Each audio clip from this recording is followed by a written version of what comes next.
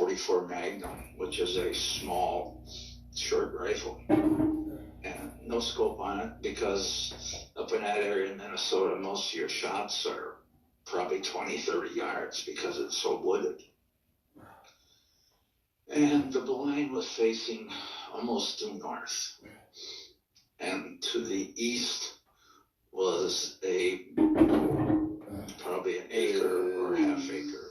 And made a turn to the east, following a deer trail. Then went to the right of my camouflage stand and turned in to where I was sitting. And it just startled the heck out of me, and I didn't know what was going on. This deer's tongue was hanging out.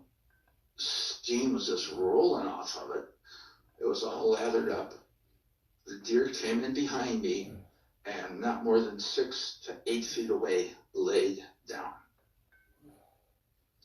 And I was dumbfounded. I didn't know what was going on.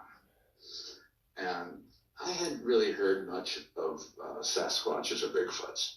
I guess I never paid attention to it. Even if I had, I don't know if I would have believed. About 2 or 3 minutes in that little area I had, by .44 across my chest, and didn't move. I just laid there. And I must have laid there for half an hour. And I kept hearing the one in the cornfield just making all kinds of ruckus, running back and forth. But the one to my right, on the east side, didn't really move. I seen it on the tips of the fur, I guess you want to call it, highlights. And I never really seen the face because it stepped out and stepped right back in. And all I could see it from that point on was the fur kind of sticking out from the cornfield because it hadn't gone but about a row in, and I could see, a dark object in the cornfield. That's all I could see. And one on the other side, I never seen that. I just seen the top of a head, which was a brown, and that's all I seen over there. Let me ask you, what do you think was going on in your opinion? Do you think they were chasing this deer? I think they chased that deer and Sasquatch. And initially, it was a gorilla. I don't know how one got there, but as I was just laying there, flat on the ground, I went, talking to myself, basically. I said, this has to be what people call Sasquatches or gorillas or Bigfoots. And that's all I knew, other than the fact that I was terrified. Because even with that .44, the size of this thing, I don't think I can't remember what county it is. It's Itasca County. It's central Minnesota, as far as, it's about 4 hours away, but it's in the central part of the state. And it's really good grouse country. Both of us were all 4 of us were ex-military. And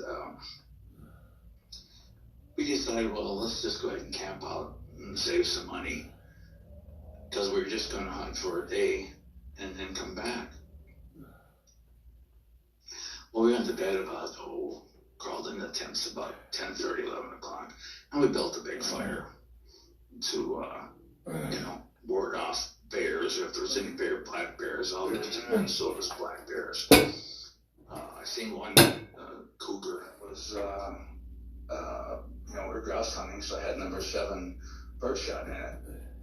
And I figured it was a bear, and I just didn't want it to come back. But I hit it in the backside. I'm sure it was the backside, and it screamed. And we all looked at each other and went, bears don't scream. We sat up the rest of the night. First dawn, first light, and we left. But the backside of it looked shiny. You know what I mean? It kind of, with the fire, it kind of shimmered a little bit. Are you talking about when you shot it? Yeah. what I could see.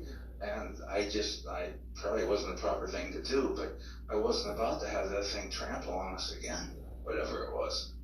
Oh, I don't And I figured birdshot's really not gonna, even the bear, I figured it was a bear. I said birdshot's really not gonna do any harm to that thing at 20 or 30 yards away. It's gonna hurt. Yeah, that's about it though.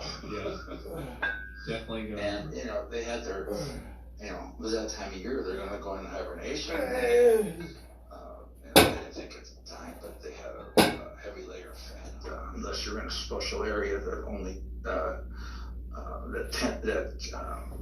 tent campers can be in, because they don't want to take a chance of a bear, a grizzly going through there.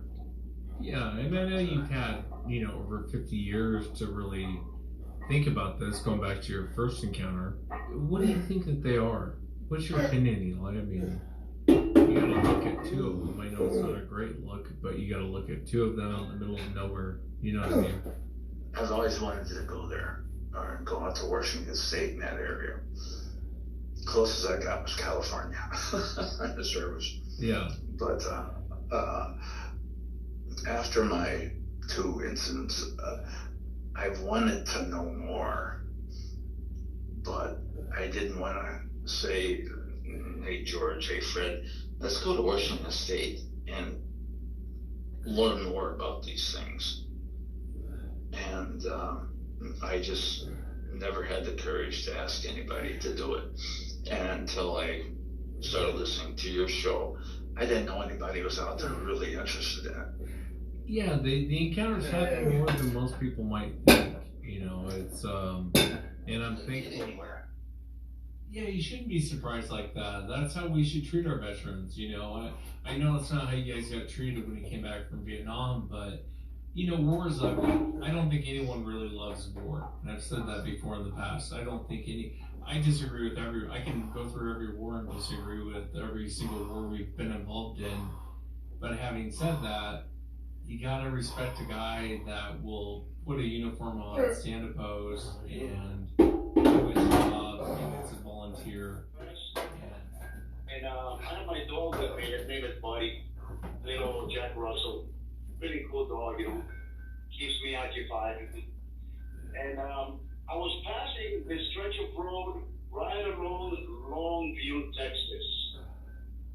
Okay, I remember correctly because once I went back and researched everything where I was and what happened, I was crossing Longview, but on I-20.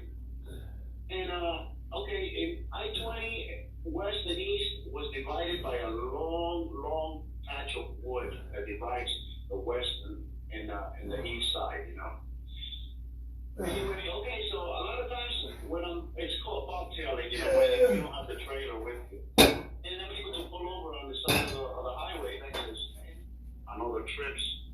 They cross the road, like it's nothing. They'll cross the road in the middle of the night and want you to get out of their way. But anyway, it was pigs. I could hear pigs. And then they stopped for a minute, and then again they started running really fast again. And then I heard something like a squeal coming from one of the pigs. I could hear it super loud, like something in the ground. It was shining on him and part of the tree. And I said, come here, what are you doing? And I'm looking around for the pigs. And I'm going, where the hell are these pigs? And then I said, are you all right? And then he would not move. He wouldn't move, and he kept looking up into the tree. And then when I looked up into the tree, I'm getting chills right now. There was like a monkey, giant monkey-looking thing crouching on a branch that was broken, maybe like 15 foot up on the tree, maybe a little bit more. But I could see it because of the light of the moon and my light sort of shining into the woods. I could see the bottom half of it. And I could make up the top. It was moving its arms in a little bit. And the one that was upstairs was a female. I found out later on. Anyway, she said something to him, which sounded like something like that. And then she jumped down from the tree, almost 20 feet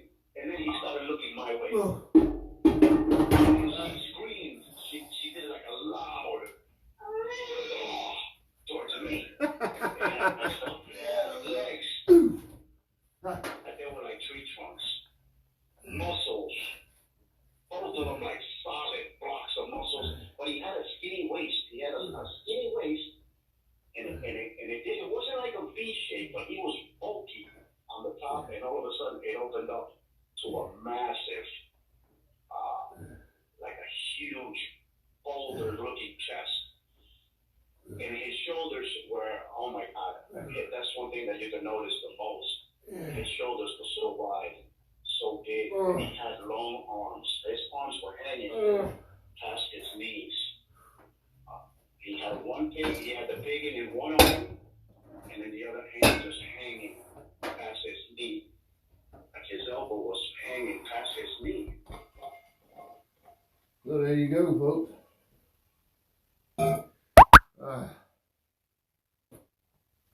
Sunday, come back out here. We got some more good work. Some pretty good, real good work actually, man.